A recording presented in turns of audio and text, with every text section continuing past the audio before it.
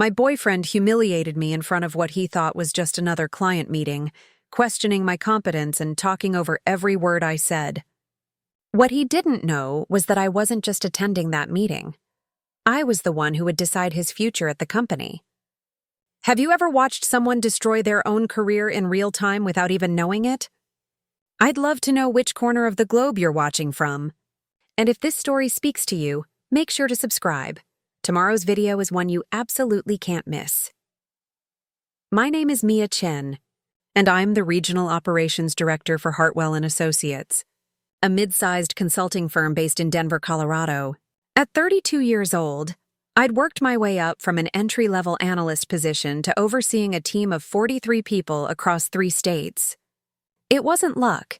It was late nights, missed weekends, and a relentless focus on results that most people in my position couldn't match. For the past year and a half, I'd been dating Derek Paulson. We met at a professional networking event in Boulder, where he was working as a senior consultant at Morrison Tech Solutions. Derek was charming, confident, and knew how to work a room. He had that effortless charisma that made clients feel heard and colleagues feel important. On paper, we were the perfect power couple, both climbing our respective corporate ladders, both ambitious, both driven. But there was something about Derek that had started bothering me over the past few months. Small things at first. The way he'd interrupt me when I was talking about work. How he'd explain concepts to me that I already understood. Sometimes concepts I'd actually taught him. The subtle eye rolls when I'd share a professional victory. He called it playful teasing, but it felt like something else entirely. I tried to brush it off. Maybe I was being too sensitive. Maybe the stress of my recent promotion was making me paranoid. But the incidents kept stacking up, each one a little paper cut to my professional pride. 3 months ago, Hartwell & Associates acquired Morrison Tech Solutions. It was a strategic move. Morrison had valuable clients in the tech sector, and our firm wanted to expand our reach into Silicon Valley. The acquisition was confidential during negotiations, and I was part of the executive team managing the transition. Derek had no idea I was involved. He didn't even know the acquisition was happening until the company-wide announcement. When the news broke, Derek was furious. Not at the acquisition itself, but at the restructuring that came with it. Morrison's leadership would be absorbed into Hartwell's existing hierarchy, and several positions would be reevaluated. In Derek's mind, this was a disaster. He spent weeks complaining about the corporate vultures at Hartwell, who were ruining everything Morrison had built. I sat across from him at dinner, night after night, listening to him trash my company, my colleagues, my work, the leadership team I was literally part of. I never told him about my role in the acquisition. Part of me wanted to see how far he'd go. Another part of me was curious whether he'd ever actually ask me about my perspective instead of just assuming I'd agree with his rants. He never did. The integration process was set to take 6 months. During that time, every Morrison employee would be assessed for fit within Hartwell's structure. Some would transition smoothly into new roles. Others would be let go. A few would be offered opportunities to move into leadership positions if they demonstrated the right skills and attitude. My job was to oversee the entire process for the Western region. I reviewed performance records, conducted interviews, analyzed team dynamics, and made recommendations to the executive board about who should stay, who should be promoted, and who we needed to part ways with. It was the most high-stakes project of my career. Derek had no idea I was running the integration. To him, I was just his girlfriend who worked in operations at some consulting firm. He'd never asked for details about what I actually did. When I tried to explain the scope of my role, his eyes would glaze over, or he'd change the subject to his own work. It was like my career existed in some vague, unimportant background space that didn't warrant his full attention. The Tuesday that changed everything started like any other day. I had a 10 a.m. meeting scheduled with 3 Morrison consultants who were being considered for senior positions at Hartwell. The meeting was at our downtown Denver office, in the large conference room on the 14th floor with floor-to-ceiling windows overlooking the mountains. I arrived early, as I always did. I reviewed my notes on each candidate, cross-referenced their performance reviews, and prepared my questions. The meeting agenda was straightforward: discuss their experience, gauge their understanding of Hartwell's culture, and assess whether they had the leadership qualities we needed for the expanded team structure. At 9:55 a.m., my assistant knocked on the conference room door. "Ms. Chen, the Morrison consultants are here. Send them in, please." The door opened, and 3 people walked into the room. 2 of them I'd never met in person, Jennifer Walters and Marcus Rivera, both senior consultants with impressive track records. They smiled professionally, shook my hand, and took seats across from me at the long table. The 3rd person was Derek. He walked in last, eyes on his phone, clearly not paying attention to his surroundings.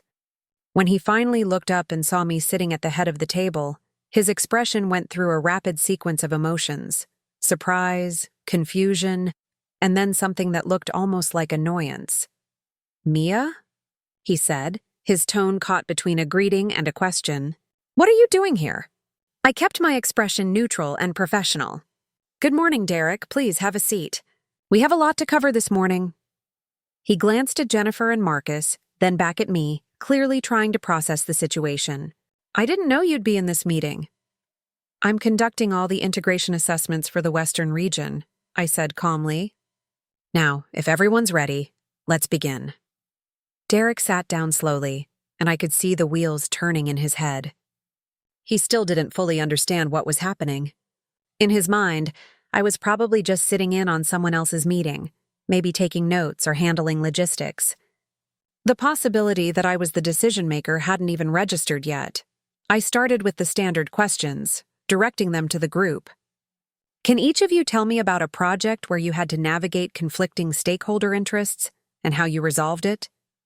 Jennifer went first, delivering a thoughtful response about mediating between a client's IT department and their executive team during a major system overhaul.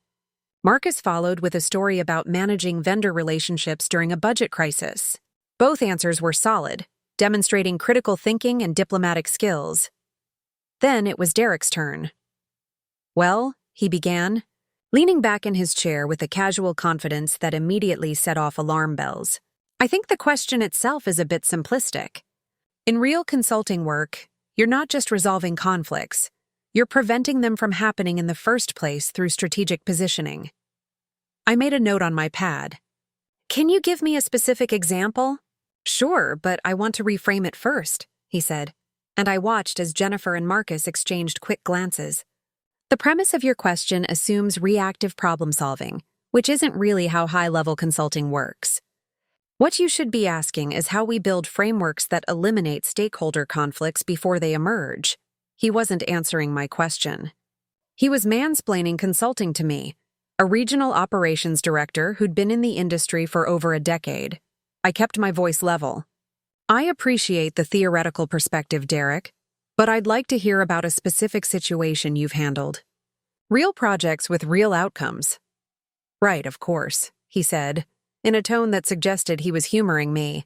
"There was this situation last year with a healthcare client." As he talked, he kept glancing at Jennifer and Marcus, directing his eye contact toward them instead of me, as if they were his real audience and I was just the administrative assistant recording the meeting. He used phrases like, "You probably wouldn't understand the technical aspects and this might be too in the weeds for this conversation," whenever he touched on anything. "Complex." Each phrase landed like a small slap. This was my boyfriend, someone who supposedly respected me, treating me like I was intellectually inferior in my own conference room. But we were just getting started. And Derek had no idea how badly he was about to sabotage himself. Derek finished his rambling answer about the healthcare client, and I moved on to the next question. "Let's talk about team leadership. Jennifer, can you describe your approach to managing junior consultants?" Jennifer launched into a thoughtful response about mentorship and creating growth opportunities. Her answer was polished and genuine, exactly what I wanted to hear from someone we were considering for a senior role. Before I could turn to Marcus, Derek cut in. "Yeah, that's a good textbook answer, but in practice, it's more nuanced than that." He shifted in his seat, angling his body toward Jennifer and Marcus. What Jennifer's describing is fine for small-scale projects, but when you're dealing with enterprise-level clients, you need a completely different framework. Jennifer's smile tightened. She'd just been interrupted and implicitly told her answer wasn't sophisticated enough. A lot of love and effort went into bringing this story to life. If you're enjoying it, we'd be so grateful if you'd subscribe to our channel. Now back to where we left off. I made another note. Derek, I'll get your perspective in a moment.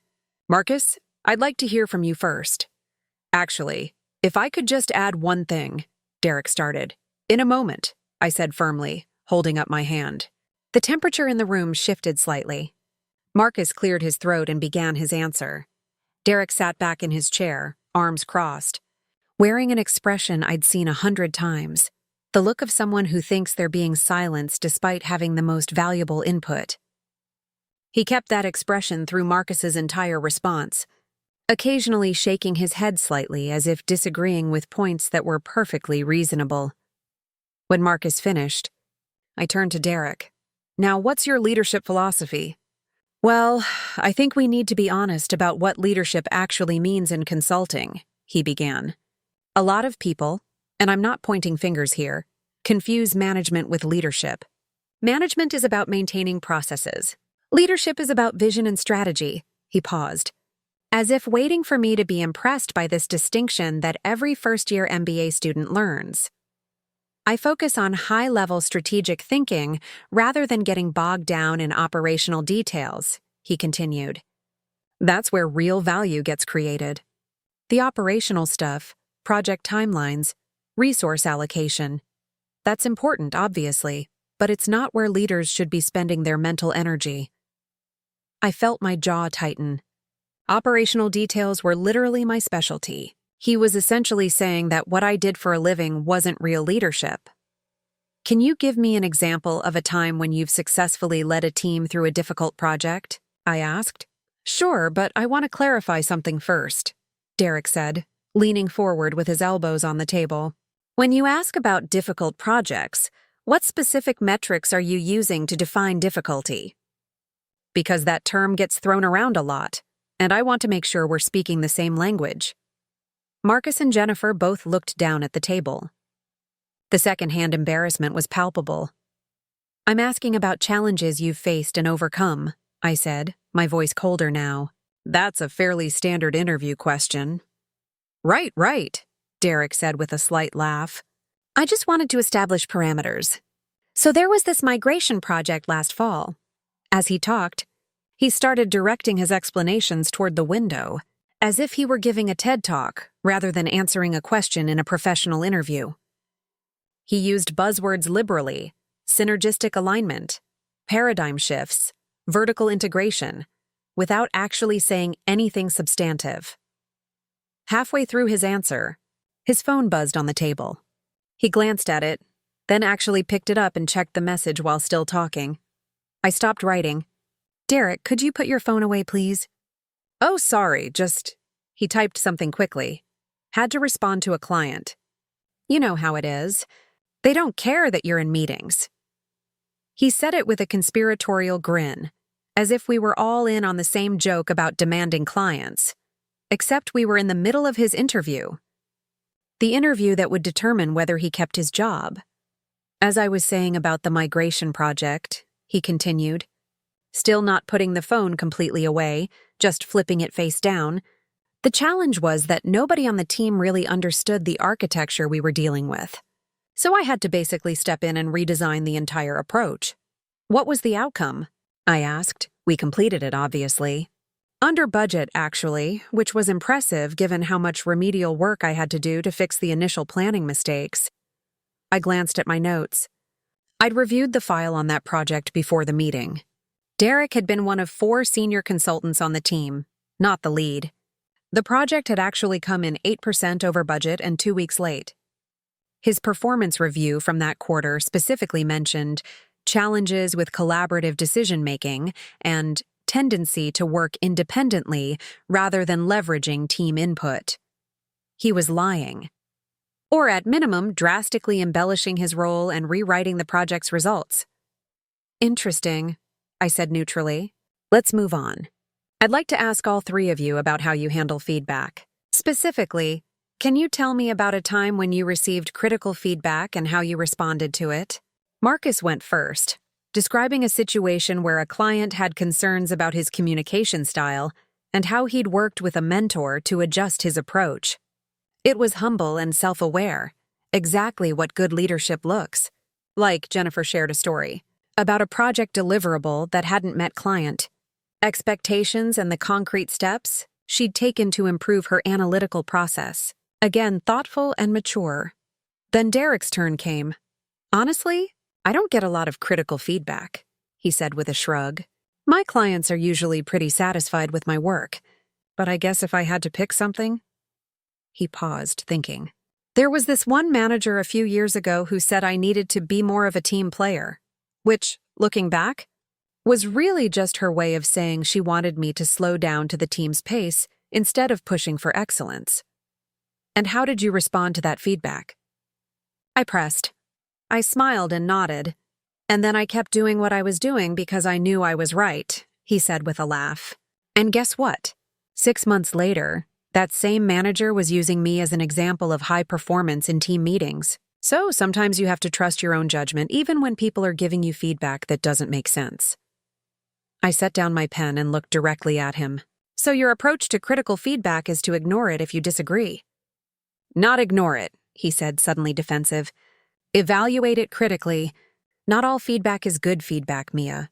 You have to filter out the noise from people who don't really understand what you're trying to accomplish. The room had gone completely silent. Jennifer was staring at her hands. Marcus was doing his best to look engaged, while clearly wishing he were anywhere else. And Derek, still oblivious, kept digging his own professional grave deeper with every word.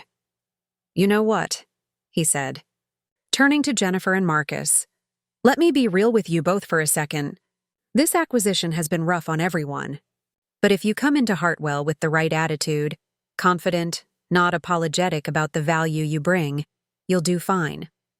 Don't let anyone make you feel like you have to prove yourself just because Morrison got absorbed. He shot a quick glance at me, as if I were the one making things difficult. As if this meeting were some kind of hazing ritual instead of a standard professional assessment. I closed my notebook and folded my hands on the table.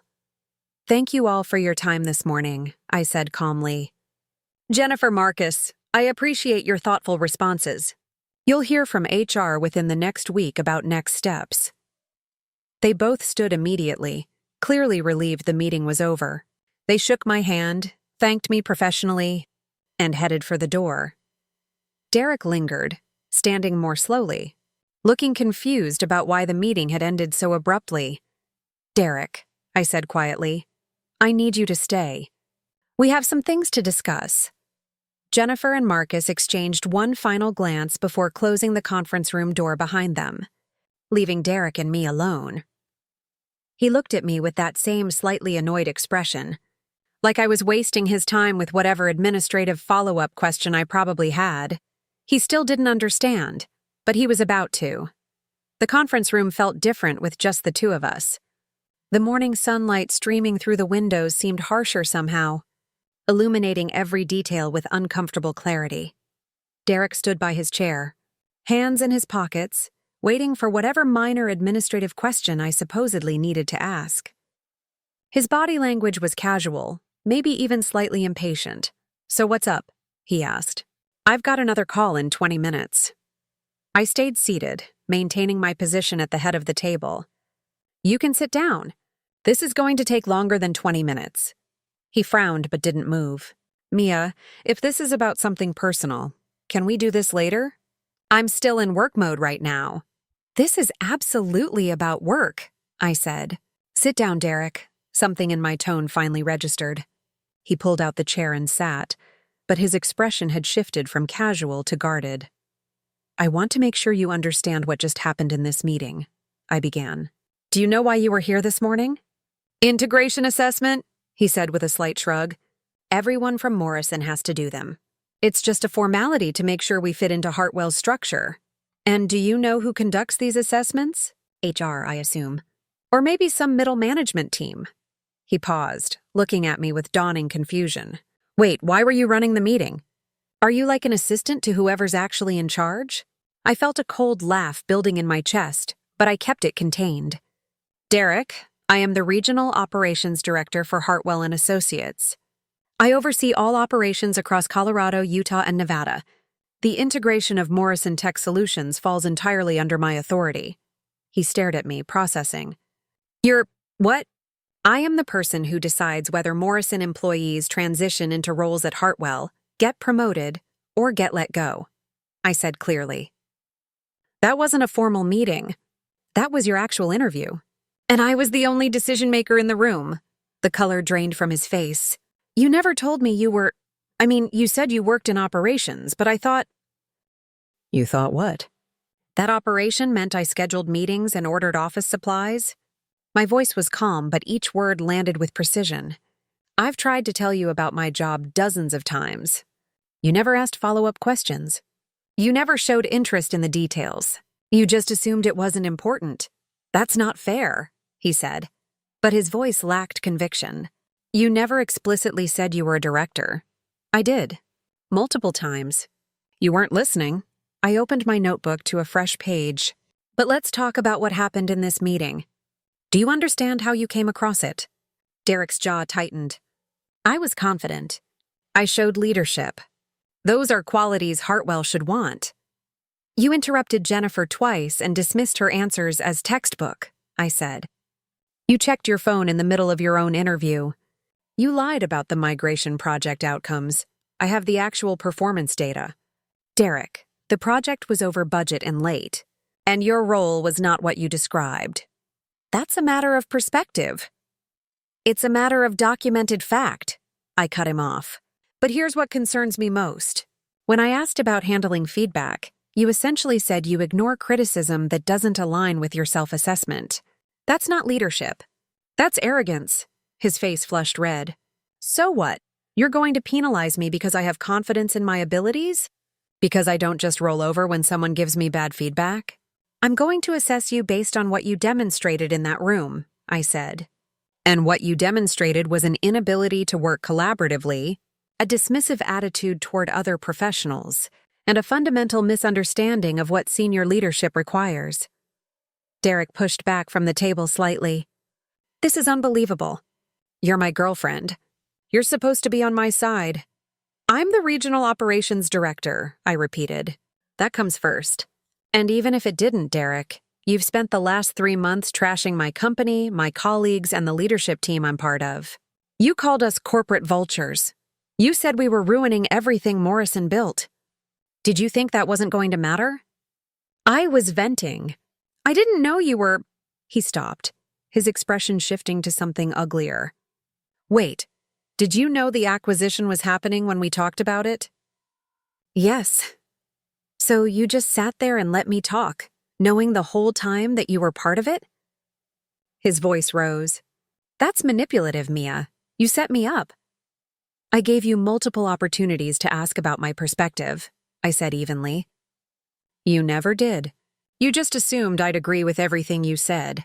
That's not manipulation. That's you not treating me like an equal partner who might have relevant insights. Derek stood abruptly, pacing to the window. So what happens now? You're going to fire me because I didn't worship at the altar of your company. I'm going to make my recommendation to the executive board based on what I observed, I said. Your technical skills are solid.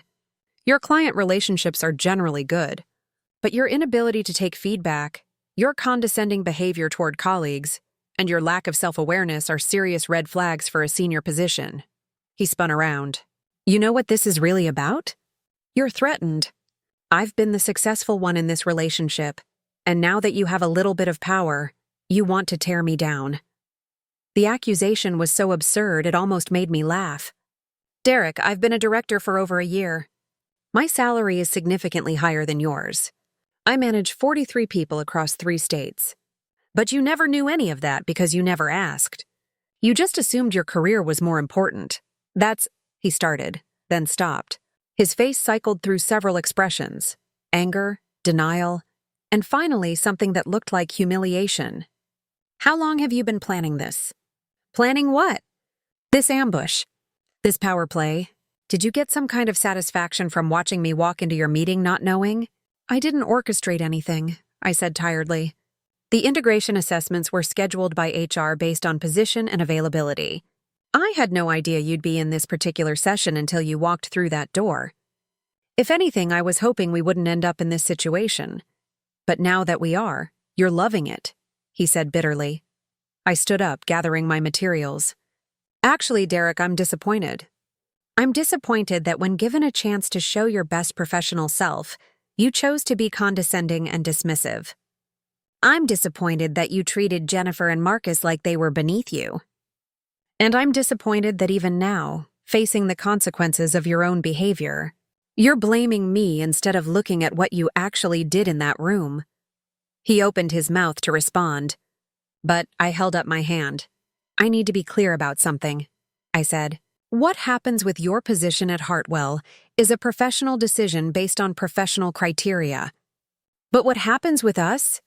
I paused, making sure he was really hearing me.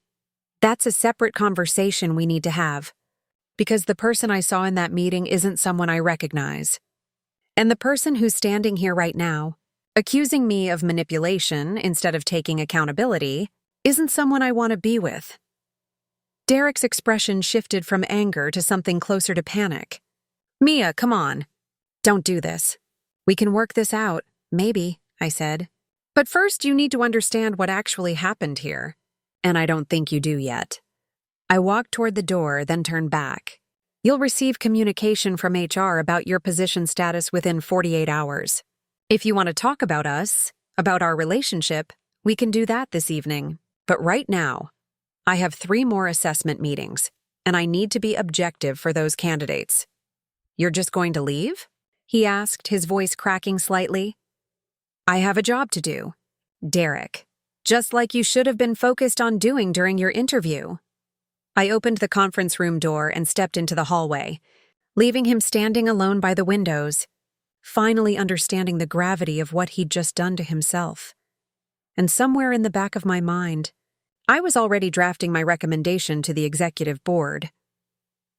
The rest of that Tuesday blurred into a series of mechanical tasks. 3 more assessment meetings, each one requiring me to be present, objective, and professional while my personal life imploded in the background. I took notes, asked questions, evaluated responses, and somehow managed to keep my focus where it needed to be. But between meetings, in those quiet moments alone in my office, the reality of what had happened settled over me like heavy fog. My phone buzzed constantly. Derek was texting. We need to talk now. This isn't fair. You can't just make a decision about my career when you're emotionally involved. I'm coming to your office. I forwarded the messages to Chloe Martinez, our HR director, with a brief note. A candidate from this morning's 10 a.m. session is attempting to contact me directly regarding assessment outcomes. Please handle according to protocol. Chloe responded within 5 minutes. Noted. I'll reach out to him directly and remind him of proper channels. You okay? I didn't answer that question. By 6 p.m., I was back in my home office. The one Derek had always called Mia's little workspace, as if the strategic decisions I made from that desk were somehow less significant than his work. The same desk where I'd drafted the acquisition proposal that had ultimately absorbed his company. My laptop sat open in front of me, cursor blinking on a blank assessment report. Derek's report. I'd completed the other 3 already.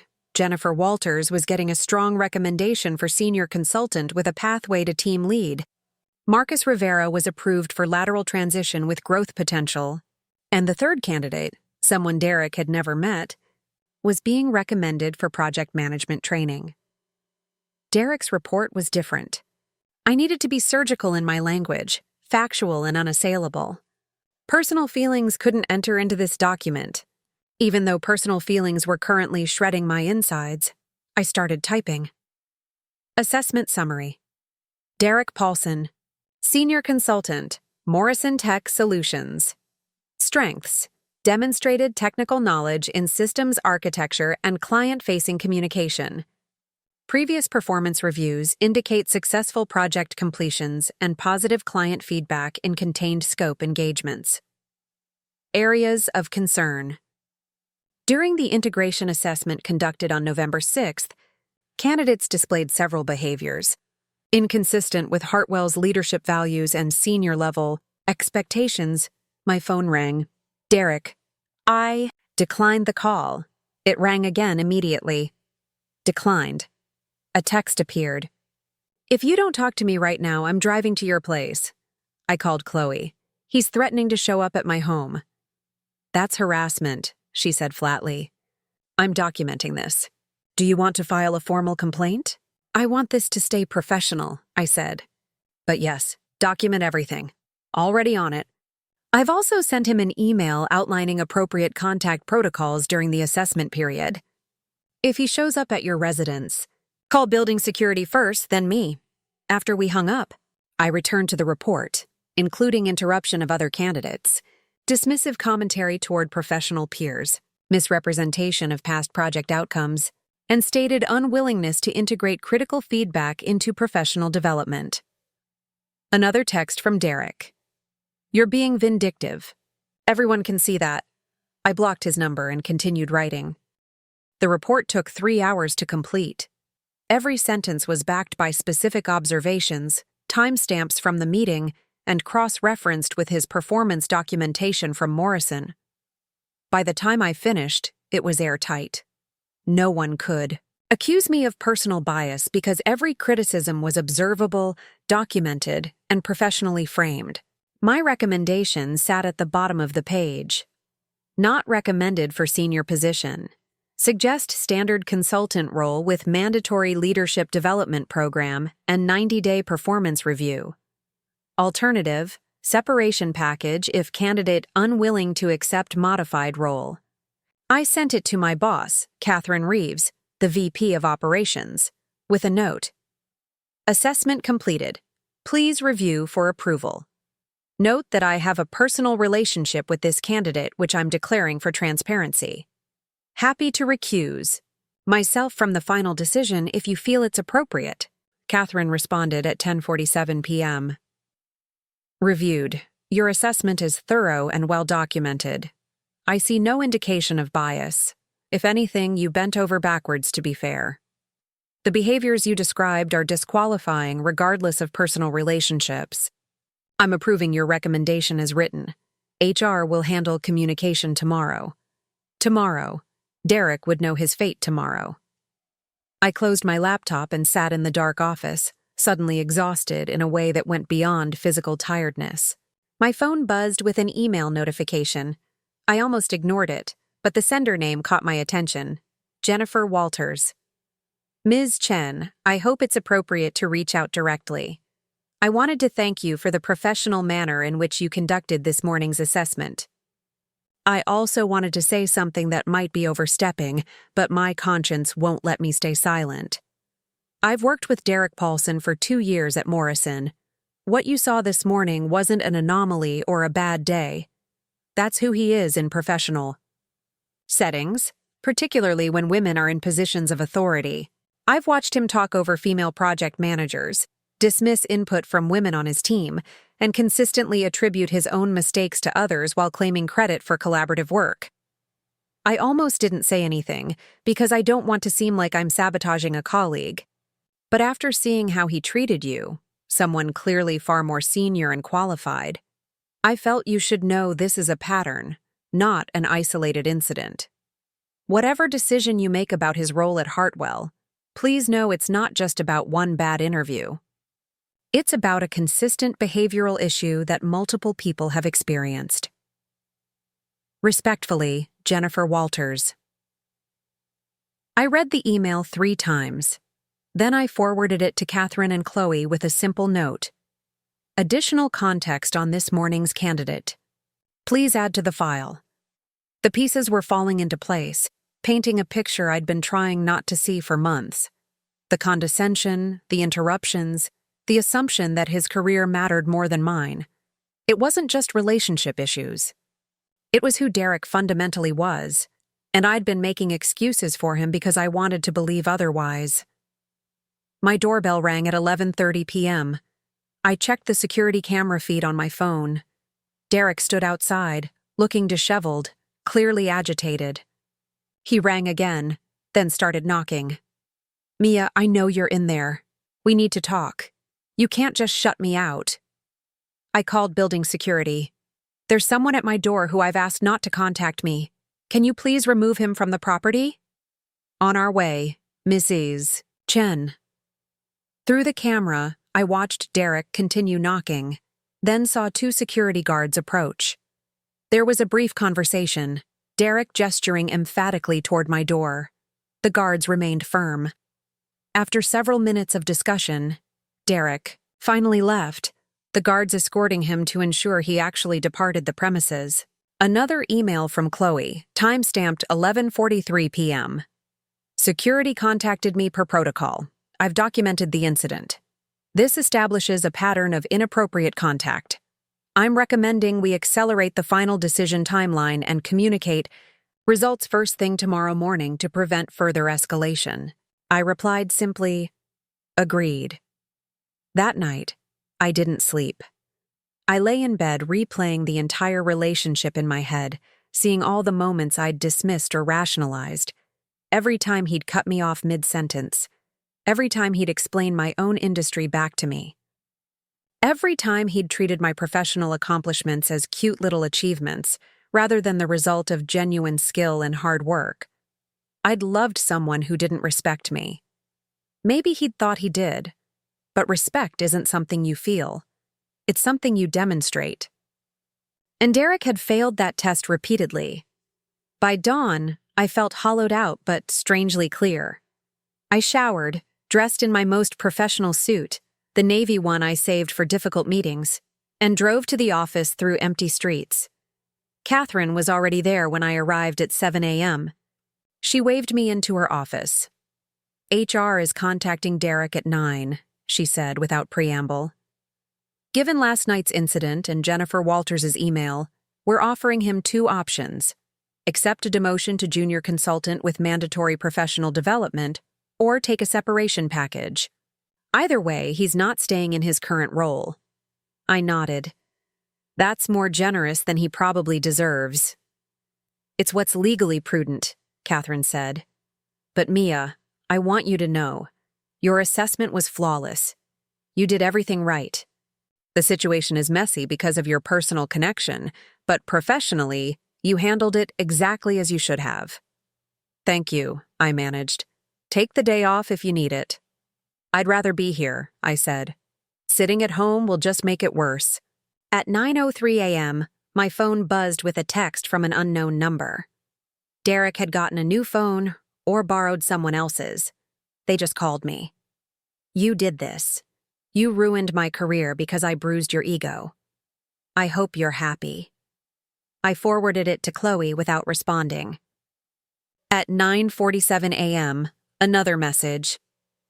"I'm taking the separation package. I can't work for a company that would do this. Tell yourself whatever you need to, but we both know this is personal." I stared at the message for a long time. Part of me wanted to respond, to explain one more time that he'd done this to himself.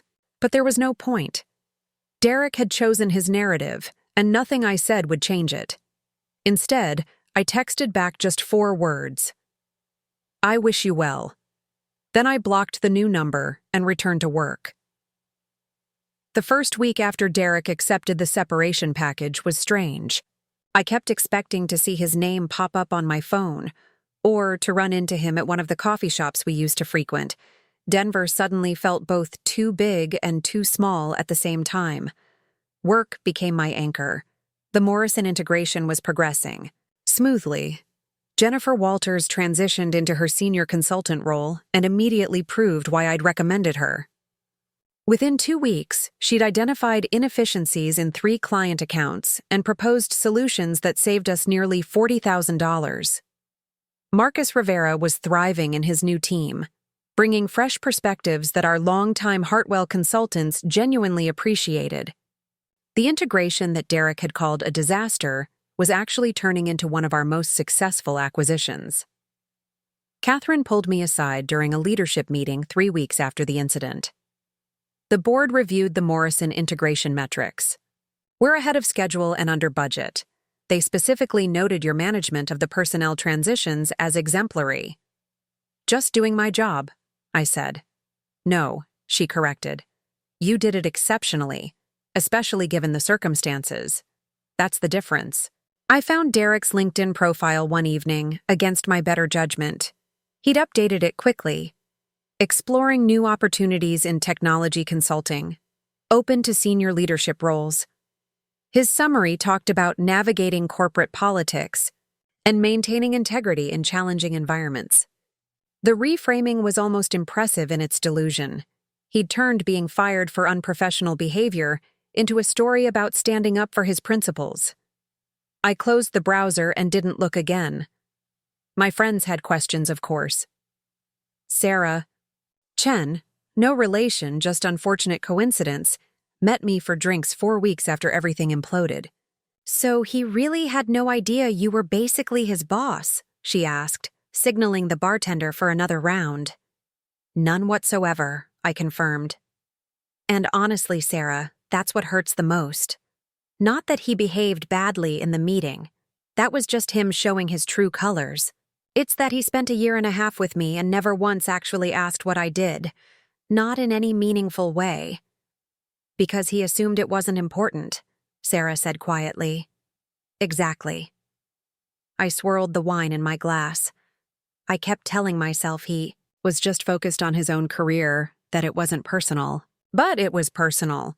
His indifference to my professional life was a statement about how he saw me. You deserve someone who's actually interested in your whole life, Sarah said. Not just the parts that make him look good at dinner parties. That conversation stayed with me. Derek had liked dating someone who worked in corporate America because it made him look good to have a professional girlfriend. But he'd never actually valued what I did or who I was beyond that surface level. 6 weeks after the separation, I received an email from an address I didn't recognize. The subject line read, "You were right." I almost deleted it, but curiosity won. Mia, this is Derek. I'm using a friend's email because I know you blocked me everywhere else. I'm not writing to argue or to ask you to change anything. I just need you to know something. I've been job hunting for over a month. Every interview I've done has been humbling in ways I didn't expect. One company asked me about a time I received critical feedback. Same question you asked. I gave them basically the same answer I gave you, about trusting my own judgment. The interviewer stopped me and said, "So you don't take feedback seriously?" It was the shortest interview I've ever had. Another place asked for references. 3 of my former Morrison colleagues declined. Jennifer Walters actually told me she couldn't in good conscience recommend me because of how I treated team members. I had no idea she felt that way. I've had a lot of time to think. Too much time, honestly. And I keep coming back to that morning in your conference room. I was so focused on impressing the other candidates and proving I belonged at Hartwell that I didn't even see you. Not really. I saw someone I needed to perform in front of, not someone I should have been respecting as a professional. You told me that day that I wasn't someone you recognized. I didn't understand what you meant at the time. But I do now. I wasn't being my best self. I was someone who needed everyone to think he was the smartest person in the room, even when he clearly wasn't. I'm not asking for forgiveness or for you to reconsider anything. I know that ship has sailed, professionally and personally. I just wanted you to know that you were right about me. About all of it. And I'm sorry it took losing everything for me to finally hear it. I hope you're doing well. I hope Hartwell appreciates what they have in you. Because I clearly never did.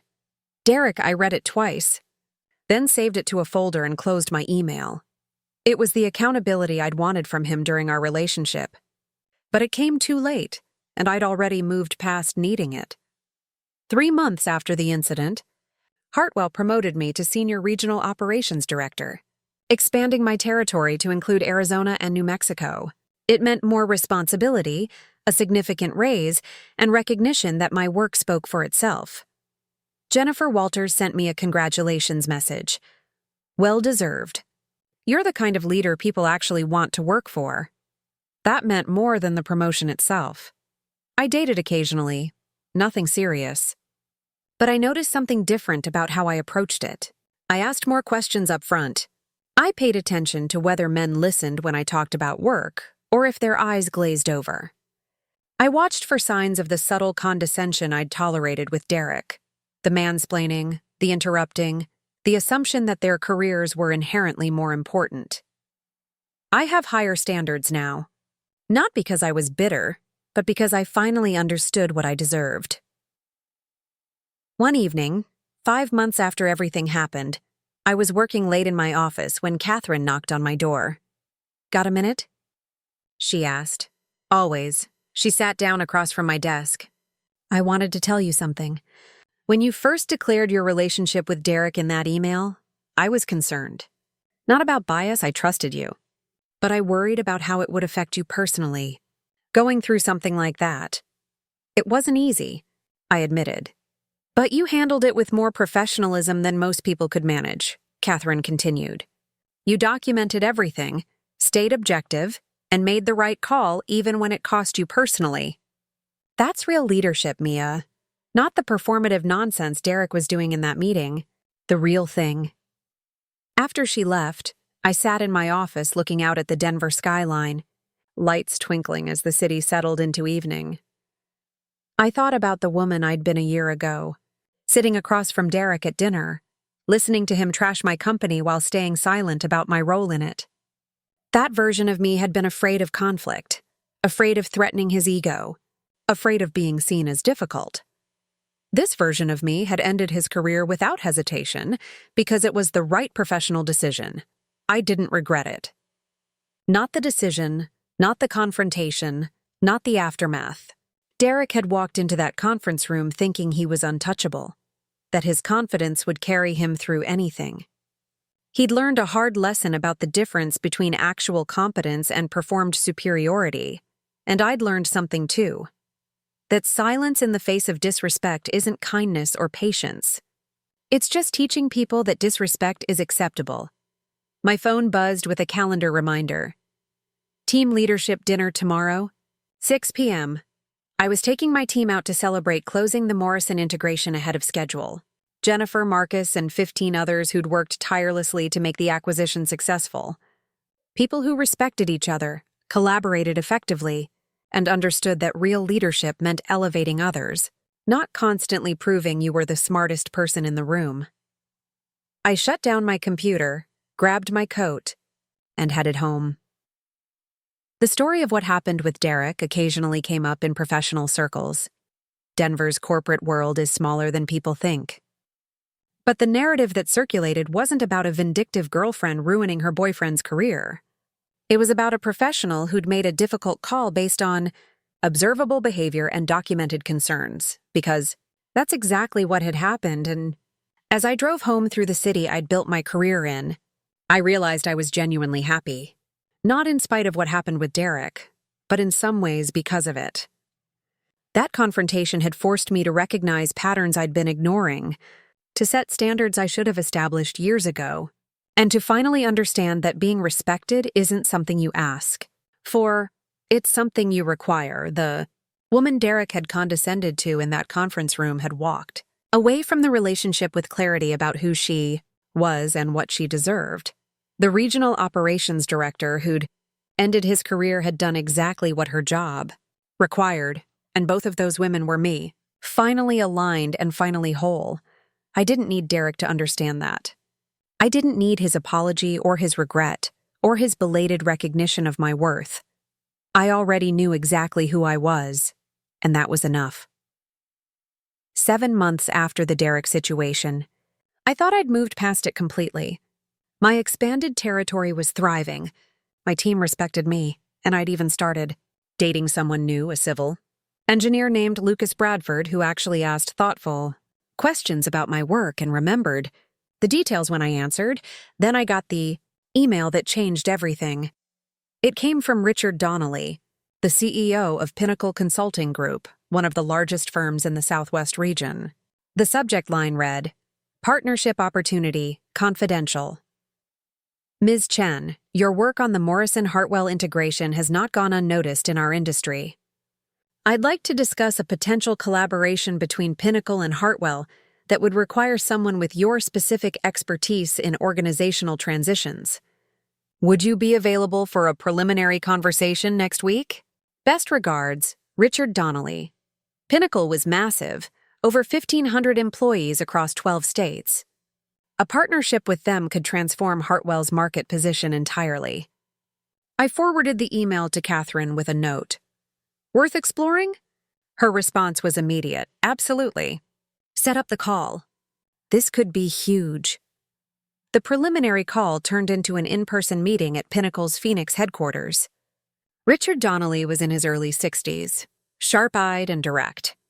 He'd brought his COO, Patricia Hayes, and their head of strategic partnerships, someone whose name I didn't catch initially because I was too focused on not letting my jaw drop. It was Derek. He sat at the conference table in an expensive suit, looking healthier than the last time I'd seen him, more polished, more composed. When our eyes met, I saw recognition flash across his face, followed by something that looked like genuine discomfort. Richard noticed the moment. I take it you two know each other? We've met, I said carefully, keeping my voice professional. Derek cleared his throat. We worked in the same industry circles. Hello, Mia. Derek. I set my briefcase down and took my seat, mind racing through implications. Derek was Pinnacle's head of strategic partnerships? That seemed impossible given how spectacularly he'd failed at Morrison, but here he was, apparently thriving. The meeting proceeded with forced normalcy. Richard outlined Pinnacle's vision for the partnership. Hartwell would handle the operational integration for their smaller acquisitions, while Pinnacle provided capital and market access. It was a smart play that could benefit both companies significantly. Derek remained mostly quiet during the presentation, letting Richard and Patricia handle the talking. But I could feel his presence like static electricity in the room. After 90 minutes, Richard stood. Ms. Chen, I think we have a foundation for something substantial here. Patricia, can you walk Mia through the preliminary contract terms? Derek and I have that board call in 5 minutes. It was a transparent excuse to leave us alone. I wasn't sure if Richard knew our history, or if this was just unfortunate timing, but suddenly it was just Derek and me in the conference room. He waited until the door closed. I need you to know, I had no idea you'd be the point person for Hartwell on this. Does it matter? I asked, pulling out my tablet to review documents. Yes, actually. It matters a lot. He moved to the chair next to mine, maintaining a respectful distance. Mia, I know my email months ago probably seemed like too little too late. But I meant every word. I've spent the last 7 months rebuilding my career and, honestly, rebuilding myself. I looked at him directly. How did you end up at Pinnacle? Last I heard, you were struggling to get interviews. I was, he admitted. For about 2 months, it was brutal. Then I ran into Patricia Hayes at an industry conference. We'd worked together years ago at a different firm. She saw I was floundering and asked what happened. I told her the truth, all of it, including how I'd behaved and why I deserved to be fired. You told her you deserved it?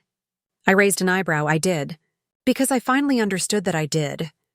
Derek leaned back in his chair. Patricia appreciated the honesty. She said most people in my position would blame circumstances, or other people. She offered me a junior role at Pinnacle with the explicit understanding that I was on probation and needed to prove I'd actually changed. And apparently you did, I said, gesturing around the executive conference room. I worked harder than I've ever worked, he said.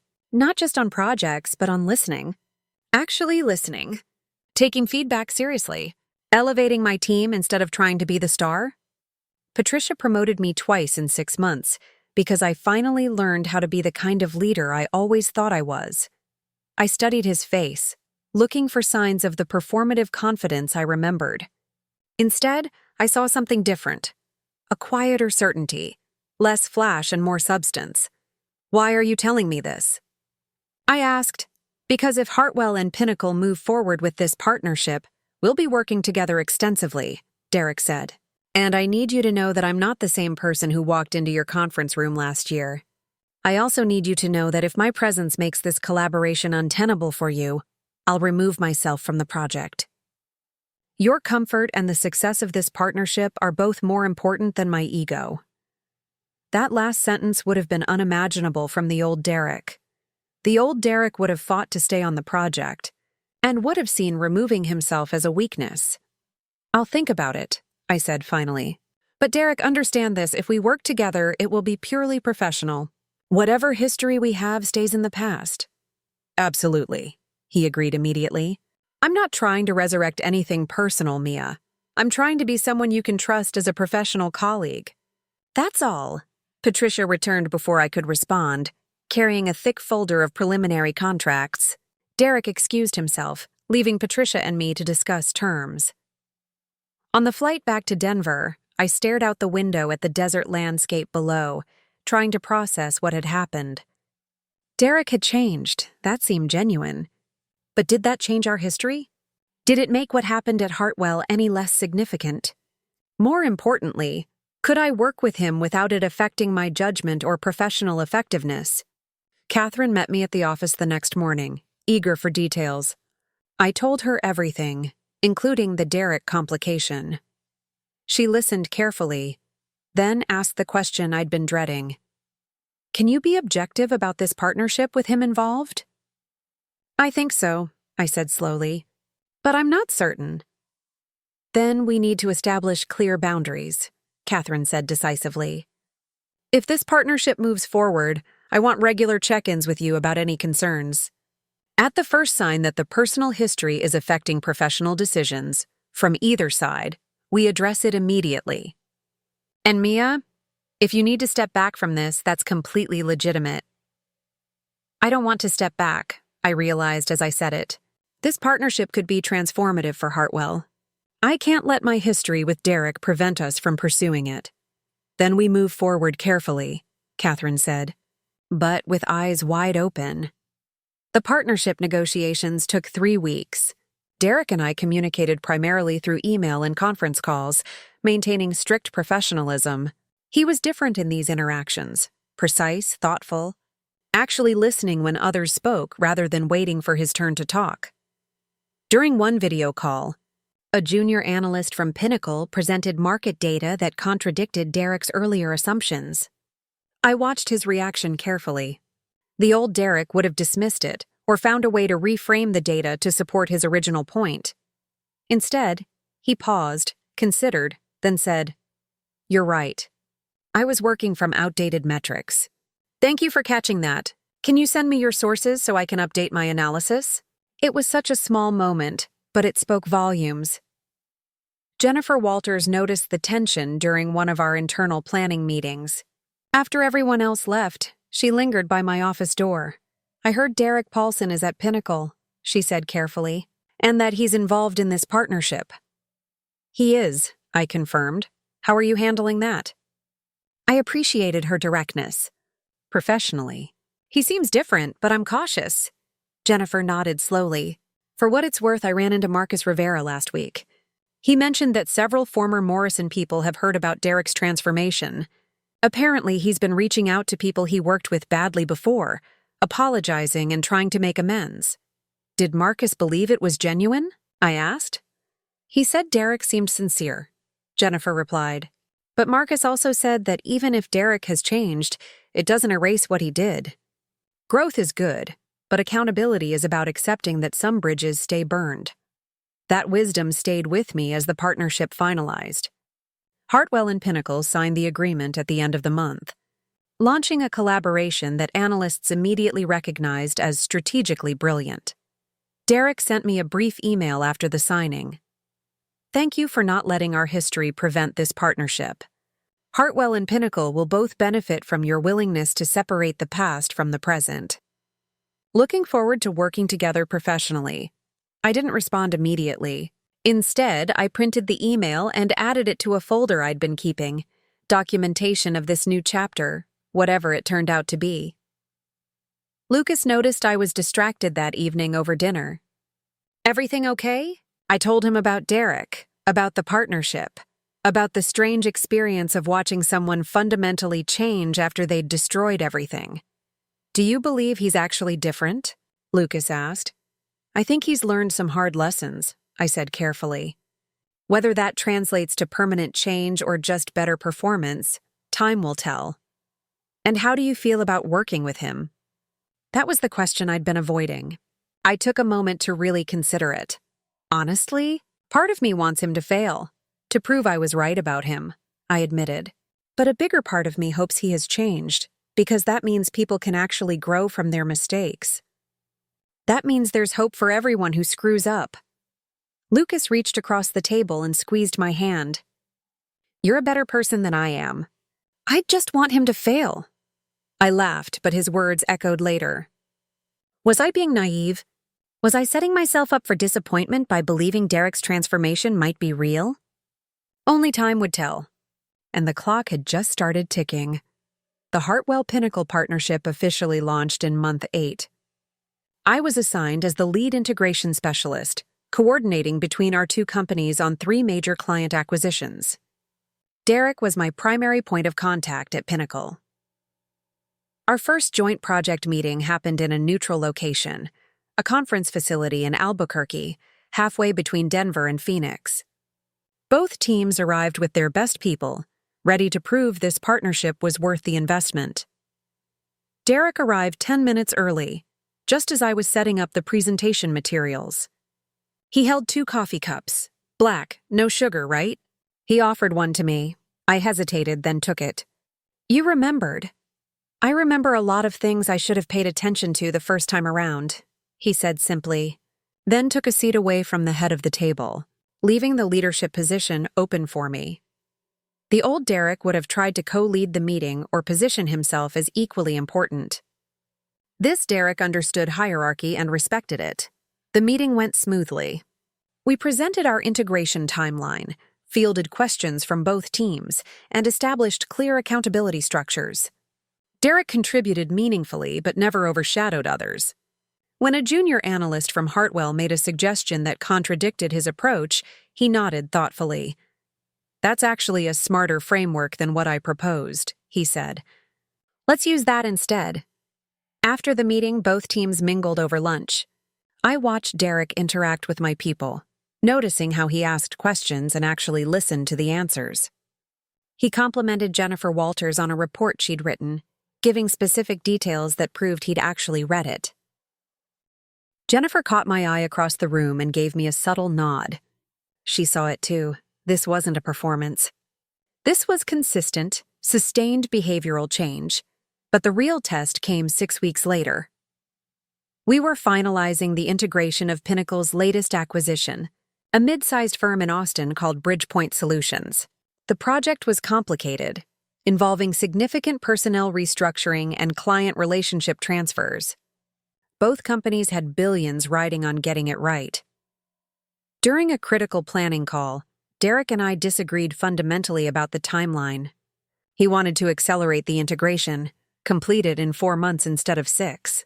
I thought that was reckless and would damage client relationships. "Derek, rushing this puts 23 client accounts at risk," I said firmly on the video call. "Our team's watching. We need the full 6 months to ensure smooth transitions." "I understand your concern," Derek replied, "but I've analyzed the data, and I think we can mitigate those risks with additional transition support staff." "Additional staff means additional costs that weren't in the budget," I countered. This was the moment. The test of whether Derek had truly changed or whether he'd revert to his old patterns under pressure. The old Derek would have bulldozed forward, dismissing my concerns or going over my head to Catherine. Derek was quiet for a moment, then said, "You're right. Can we table this discussion and meet separately to review the risk analysis in detail? I might be missing factors you're seeing." Not, "Let's agree to disagree." Not, "I'll escalate this to the executives." Just a genuine acknowledgement that he might be wrong and a willingness to consider my perspective. We met the next day via video call, just the 2 of us. Derek had prepared a detailed spreadsheet showing his accelerated timeline with risk mitigation strategies. I studied it carefully. This is thorough, I admitted. But look at these 3 clients. I highlighted them. They're all in highly regulated industries. They need more hand-holding during transitions, not less. Your timeline doesn't account for their specific needs. Derek leaned closer to his screen, examining the highlighted accounts. I watched his expression shift as he processed what I was showing him. You're absolutely right, he said slowly. I was looking at aggregate data and missed the individual nuances. If we accelerate those 3 accounts, we'll lose them. So we stick with the 6-month timeline? I asked. For those 3, yes. But what if we split the difference? Full timeline for high-touch clients, accelerated for the others? Would that work? I considered it. That might actually be the best approach. Let me model it out and get back to you. Sounds good. He paused. Then added, thank you for catching that. Mia, I would have cost both our companies significant revenue if you hadn't pushed back. After we hung up, I sat back in my chair, processing what had just happened. Derek had listened, reconsidered, compromised, and given credit where it was due. Every single behavior that had been absent during that disastrous interview 13 months ago. The modified timeline I proposed was approved by both executive teams. The integration proceeded flawlessly, retaining all 23 client accounts and actually gaining 4 new ones through positive referrals. Patricia Hayes called me personally to thank me. Richard and I chose correctly when we pushed for this partnership. Your strategic thinking saved us from a costly mistake. Derek was open to the feedback, I said, giving credit where it was due. That's what made the difference. Derek's growth has been remarkable, Patricia said. But between you and me, I think losing you was the catalyst he needed. Sometimes people don't appreciate what they have until it's gone. After the call ended, I thought about her words. Derek had lost everything, his job, his relationship, his reputation, and had used that rock bottom as a foundation to rebuild himself into something better. That evening, Lucas and I were cooking dinner together when he asked, "How's the Pinnacle project going?" "Successfully," I said, chopping vegetables. "Derek and I actually work well together now. That's good, right?" Lucas glanced at me. "You seem uncertain." "I'm not uncertain about the work," I clarified. "I'm uncertain about what it means." He's genuinely changed, Lucas. And part of me wonders if I was too harsh back then, if I could have handled it differently. Lucas put down his spatula and turned to face me fully. "Mia, you made a professional decision based on observable behavior. He earned that consequence. The fact that he learned from it and became better doesn't mean you did anything wrong. But maybe if I'd given him a chance to improve..." "You did." Lucas interrupted gently. "Every time you tried to talk about your career and he dismissed you, that was a chance. Every time he interrupted or condescended, that was a chance. He had 1.5 years of chances. He just didn't take them seriously until there were real consequences." His words settled something in me. Derek's transformation was admirable, but it didn't retroactively change the fact that he'd needed to lose everything to motivate that change. 2 months later, the Hartwell Pinnacle Partnership was featured in a major industry publication as a model for successful corporate collaboration. The article included interviews with both leadership teams. Derek's quote stood out. "Success in this industry isn't about being the smartest person in the room. It's about building teams where everyone's intelligence contributes to better outcomes." I learned that lesson the hard way, but it's made me a significantly better leader. The journalist had included context about Derek's previous departure from Morrison Hartwell, framing his current success as a comeback story. But notably, Derek hadn't blamed anyone else or made excuses. He'd simply acknowledged he'd made mistakes and grown from them. I received a text from him after the article was published. "Hope the piece didn't make you uncomfortable. I asked them not to include details about Morrison, but they insisted on context. If it causes any issues, I can request a retraction of that section." I replied, "It's fine. Your honesty was actually refreshing. Congratulations on the recognition. It's well-deserved." A year after the partnership began, Hartwell promoted me to Vice President of Strategic Operations. The role came with a seat on the executive board and oversight of all major partnerships and integrations across the company. At my celebration dinner, Catherine raised her glass to Mia Chen, who taught us all that real leadership means making difficult decisions with integrity, even when those decisions cost you personally. Jennifer Walters added, and who showed us that you can be both strong and fair, both decisive and compassionate. Later, checking my phone, I found an email from Derek. The subject line read, "Congratulations. Mia, I saw the announcement about your promotion. It's richly deserved and long overdue. You're going to excel in that role because you already embody everything it requires. I wanted to say thank you, not just for giving me a chance to prove I'd change through this partnership, but for being the catalyst that forced me to change in the first place. That morning in your conference room was the worst professional moment of my life, but it was also the most important. You held me accountable when no one else did. You refused to accept the version of myself I'd been performing. And by doing so, you gave me the opportunity to become someone better. I know we'll never be what we were, and I'm not asking for that. But I hope we can continue being what we are now, professional colleagues who respect each other and produce excellent work together. Congratulations again on everything you've achieved. You've earned every bit of it. Derek." I read it twice, then closed my laptop and returned to my celebration. Derek had changed, truly and fundamentally. But that change didn't erase what happened or validate his original behavior. It simply proved that accountability, when delivered with clarity and conviction, could be transformative. I'd lost a relationship, but I'd gained something more valuable. The absolute certainty of my own worth and the understanding that demanding respect wasn't cruelty, it was self-preservation. The woman who'd sat silently at dinner, while her boyfriend trashed her company, no longer existed.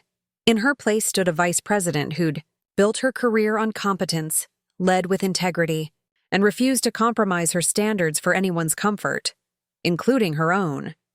And that woman, I realized as I looked around the room at the team I'd built and the career I'd earned, was exactly who I was always meant to be. Some people walk into your life to stay. Others walk in to teach you what you won't tolerate.